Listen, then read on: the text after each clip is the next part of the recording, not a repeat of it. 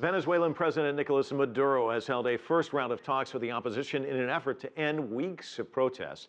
The country has seen some of the biggest anti-government demonstrations in more than a decade. But can the deeply polarized leaders find some common ground? CCTV's Martin Markovits joins us now from Caracas with details. Hey, Mike. Yes, the talks come after 2 months of violent protests in this deeply polarized country. Although many here are skeptical that the meeting will result in any meaningful deal or accord, one gets the sense that Venezuelans, for the most part, are happy that at least both sides are talking to each other. In an exhausting 6-hour televised meeting, Venezuela's warring factions met face-to-face in an attempt to resolve the 2-month political unrest that has claimed at least 40 lives. The meeting got off to a not-so-promising start as Venezuelan President Nicolas Maduro said he was not there to negotiate. But the Venezuelan president went on later to say that he was willing to discuss all the problems in order to end the violence. Es la violencia el método. Violence cannot be a way to get what you want.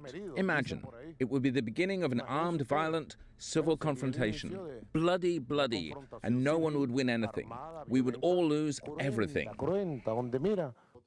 The meeting was brokered by foreign ministers from the regional bloc, the Union of South American Nations, and mediated by a special envoy from the Catholic Church. The meeting touched upon a range of issues, including possible amnesty for about 150 jailed opposition protesters, the disarmament of pro-government motorcycle groups, and the creation of a truth commission to investigate the deaths during the last 2 months.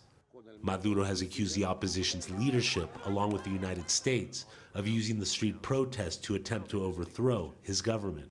His former presidential rival, opposition leader Enrique Capriles, rejects those allegations and says that a forceful takeover was not part of the opposition's agenda. ¿Por qué queremos que se resuelva la crisis en nuestro país?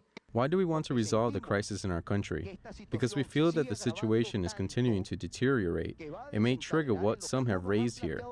We do not want it and hope no one wants it. We do not want a coup. We don't want a social explosion. Venezuela's opposition has been divided over the meeting. The party of jailed leader Leopoldo Lopez boycotted the meeting, saying it wanted all political prisoners freed before they sit down and talk. While the student groups, who have been the driving force behind the protests, have also denounced the talks. Angered by skyrocketing inflation and soaring crime, they say they will remain on the streets until there is a change in government leadership. Una solución para nosotros sería... The solution for us is that Nicolas Maduro resign. He does not have what it takes to run a country like Venezuela. It will be 1 year of governance on April 14th, and he has done nothing positive for the people. Every day it's getting worse.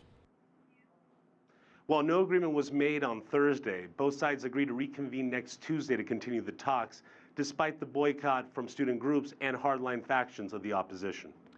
Martin Markovits live for us in Caracas. Thanks so much.